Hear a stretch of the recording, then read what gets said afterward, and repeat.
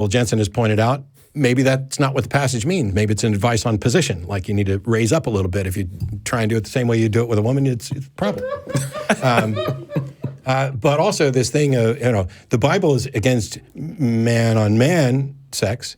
It's only sometimes, in a matter of convenience, clearly opposed to women on women. Of course. But because there's some lesbians in the Bible, like Ruth. But the other thing is, I still want to know, and I think John would agree, and maybe if he thinks about it some more, he'll recognize this.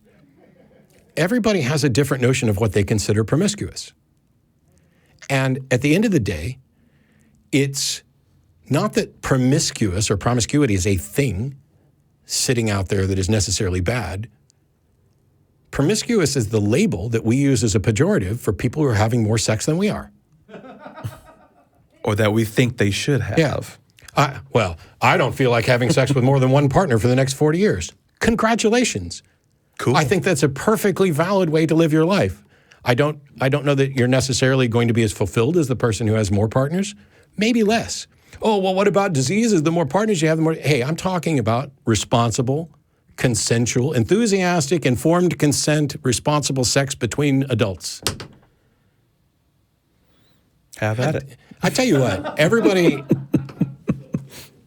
we should almost buy promiscuity.org and then just let the pretentious people who think they know how much sex God wants us to have go over and say, okay, you can't have sex with more than one partner at a time and no more than 10 partners in a 25-year period, or it's promiscuity. And then as we get more and more of them, we don't have to get involved at all. We can just let them argue with each other and we'll go out and fuck.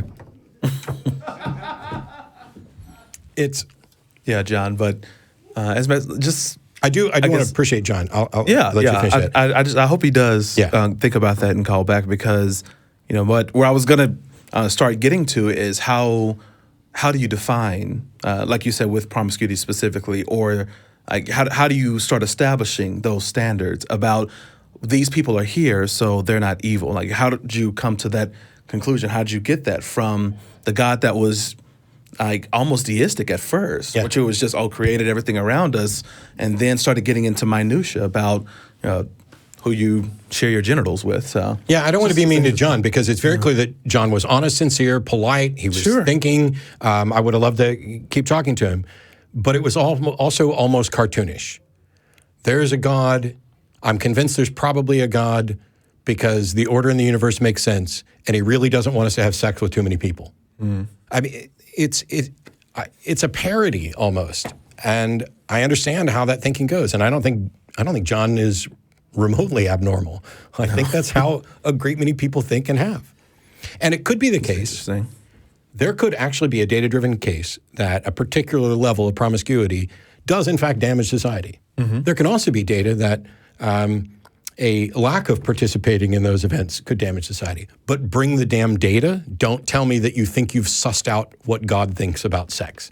Don't tell me you think you've sussed out what God thinks about gender equality, or whether or not we should have health care, or whether or not the poor people in the streets are just lazy, and God is punishing them, by the way, because it seems that pretty much everything bad that happens in my life seems to be punishment from a God by the people who disagree with me about a God, some of them. And when bad things happen in their life, it's not God punishing them. But at the end of the day, if your God is just running around punishing people, I don't know if that's a very worthwhile God. We only have a couple minutes left, but I want to get to one more call before we do. We got Marie in North Carolina. And by the way, if you're still on the line, Adele, Alexander, and Sagan, I think it fills up for it. Once the show's over, we'll go ahead and stay on for an after show and clear the queue. Sure. Go for it. I'll wait for the studio. But Marie in North Carolina, thank you so much for waiting. We're happy you're here. Hey, I'm glad I was able to get on. Yeah, no problem.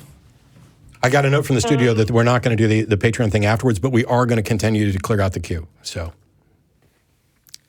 I'm